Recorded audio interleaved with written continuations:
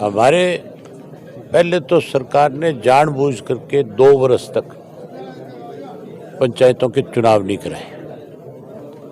उस 2 साल के दौरान जो पंचायती राज में पैसा आया था, सबसे पहले तो उस पैसे की जांच होनी चाहिए कि सरकार ने वो पैसा कहाँ खर्च किया। उस 2 वर्ष में किसी भी गांव के अंदर कोई विकास के काम में पंचायत की तरफ से पैसा खर्च नहीं किया गया। मैं हर रोज अलग अलग जिलों के अलग अलग गांव में जाता हूं और वहां मैंने लोगों से पूछा है, सब जगह इस बात को लेकर के लोगों में एक रोष है कि जो हमारे गांव में पैसा खर्च होना था वो कहीं कागजों में तो दिखा दिया गया, लेकिन सही मायने में उस पैसे को कहीं खर्च नहीं किया।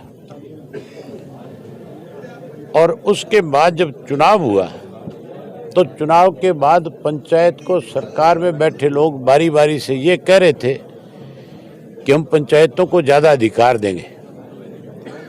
अधिकार देने की बजाय अंकुश लगा दिया, और ऐसा अंकुश लगा दिया कि सरपंच जो गांव में विकास के काम के अंदर समय लगाना चाहिए था, आज सारा दिन सड़कों पे, आज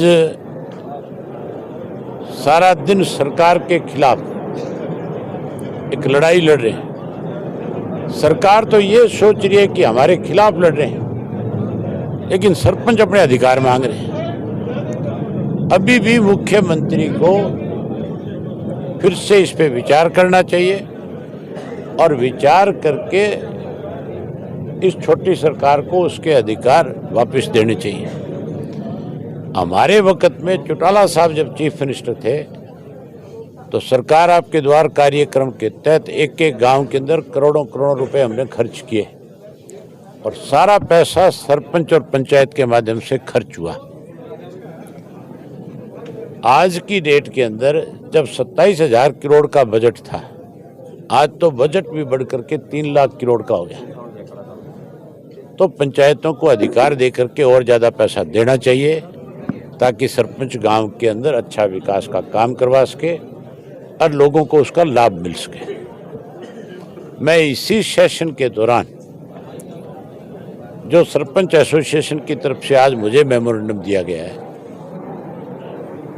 मैं जैसे मुझे गवर्नर एड्रेस पे मौका मिलेगा, मैं इनकी बात को सबसे पहले विधानसभा में मुख्यमंत्री के सामने इनका पक्ष रखूंगा और मुख्यमंत्री को ये बात याद दिलाऊंगा कि आपने बहुत बार ये स्टेटमेंट दी कि हम पंचायत को ज़्यादा अख्तियार देंगे। तो अगर इख्तियार तो देने हैं तो फिर पंचायत को इस बात की छूट होनी चाहिए कि सरपंच अपने पंचों के साथ बैठ करके फैसला करे कि उसने पैसा गांव में कहाँ खर्च करना है, और सरपंच के खाते में ग्राम पंचायत में पैसा सरकार की तरफ से जाए, वो उसको खर्च करे। ये ई टेंडर प्रणाली जो है इसको ख़त्म करना चाहिए। और एक जो और इन्होंने बनाया पीछे कानून, राइट टू रिकॉल, होना कुछ नहीं इसमें, सब बकवास है ये।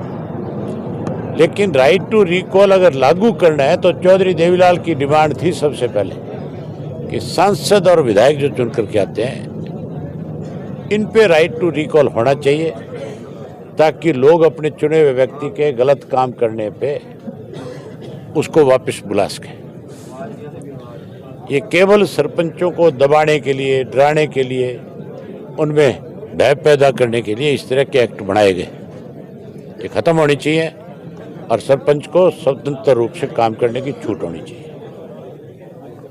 मुख्यमंत्री कहते हैं कि जो ई टेंडरिंग की व्यवस्था है वो ऐसे ही जारी रहेगी। जो सरपंच गांव में विकास नहीं करवा रहे हैं, 31 मार्च से जो पैसा दिया है हम वापस ले लेंगे, और जो सरपंच विकास करवा रहे हैं उनको दे देंगे, फिर ये चिल्लाते फिरेंगे।